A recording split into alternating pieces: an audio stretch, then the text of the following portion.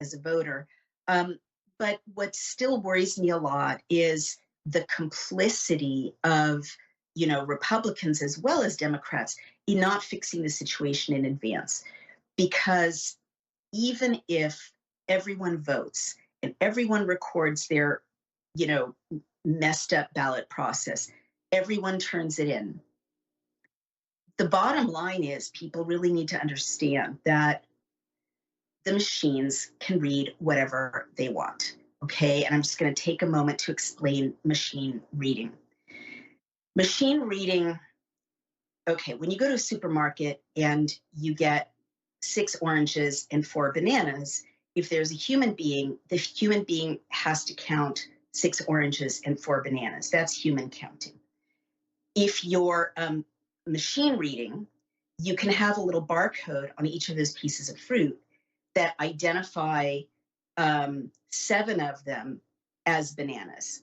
And then, even if it's 6 oranges and 3 bananas, the machine will scan it as 7 bananas and 2 oranges.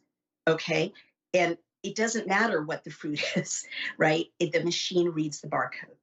So, by the same token, you've got to understand that just because you're putting a paper ballot into a machine like we do here in the Hudson Valley in New York State, um, it doesn't mean the machine is going to read what you intended it to read, right? Let me give you an example. We assume, because we've all taken standardized tests that are read digitally, that when you fill in those little bubbles with a pencil, that's what the machine is going to read. But we've been getting at Daily Clout, we've got a portal where you can upload a photograph of your ballot so that there's a citizen's archive. Well, we've been getting a lot of ballots that have code around the perimeter of the ballot. Now, we don't know what it means. I talked to our developer and he said, unless, and I understand this as a tech CEO, unless you have the algorithm, unless you have the source code, meaning what the machine was told to read, right? You have no idea what this code around the perimeter of the ballot means. So, but it's very possible, it's very easy for the code in the machine to tell the machine to read what's around the perimeter rather than read the bubbles that you filled in with your pencil. And what's around the perimeter could be read this as a Harris vote, right? Or read, 3 Harris votes to 2 Trump votes. We don't know because the code is proprietary in these machines. So this is why I said to Alex Jones the last time I was on the show, we can't know since 2005 who's won the American elections, or really elections in any country where they use machines, because the source code can be told to read anything, right? We don't know. It could literally, it's possible that the code says literally read every 4 pieces of paper as Harris and every, fifth and sixth piece of paper as Trump. We don't know.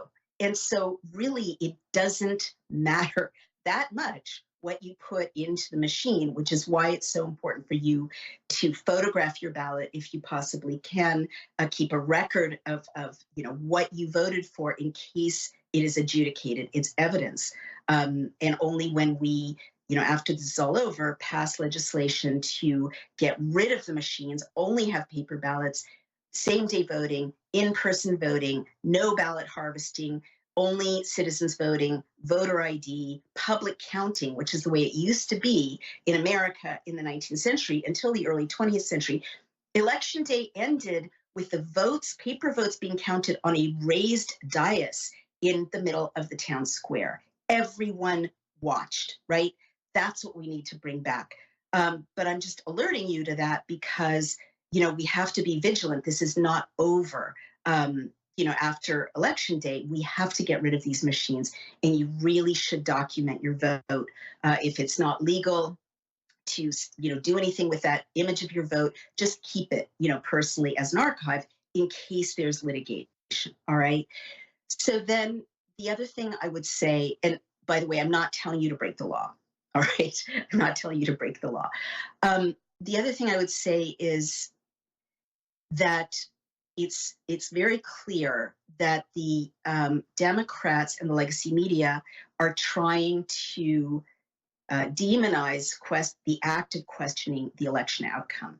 And this, to me, again, as someone who was an advisor to Vice President Gore in 2000, that contested election, many of you may be too young to remember that election was fought over right up to the Supreme Court and not decided till 5 weeks later.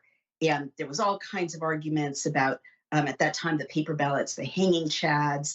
What do we do with the hanging chads, right? Are there enough observers? And it was ultimately decided on a paper thin majority in one state. Well, the reason I bring this up is everything that the Gore team and everything that the Bush Jr. team did from election day on till the vote was decided 5 weeks later would put them in jail today.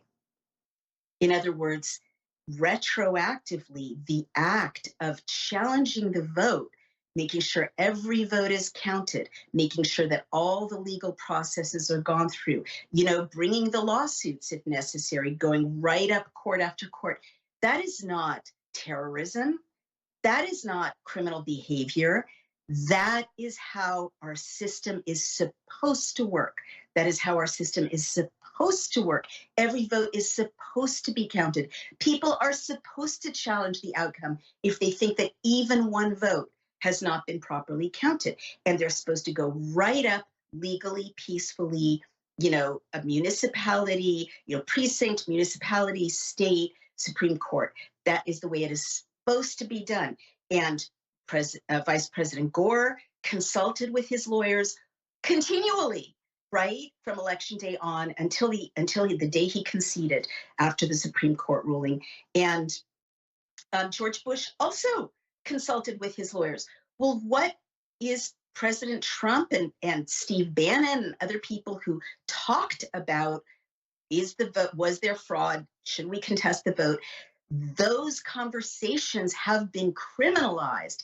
And the DOD directive that says that the military can shoot Americans, I believe that one context in which that's possible is challenging the vote.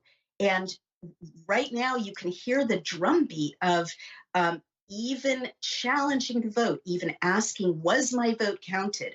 Or as the candidate, have the votes been properly counted? Let's go through all the legal processes to make sure that every single American's vote was counted. That itself is being criminalized. And they set the stage for that in 2020.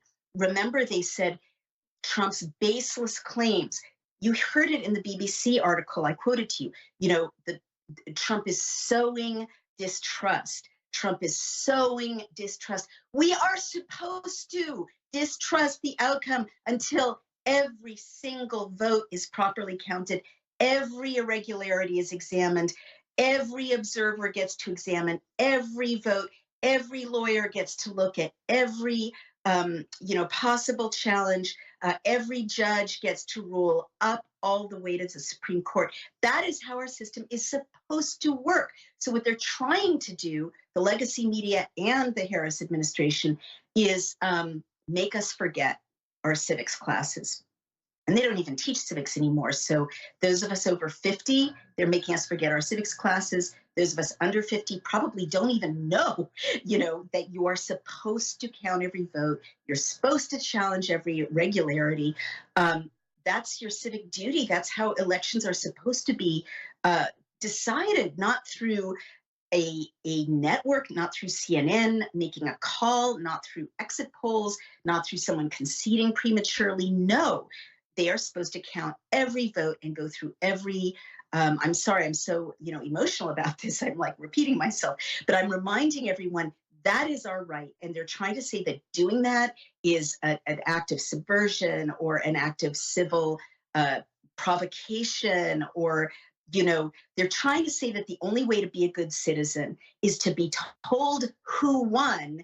And then even if you have millions of questions, or even if you yourself had a bad experience or problematic or unjust experience at the polling places, like the people in Bucks County, Pennsylvania, who couldn't even get in to vote because they closed the polls early, right?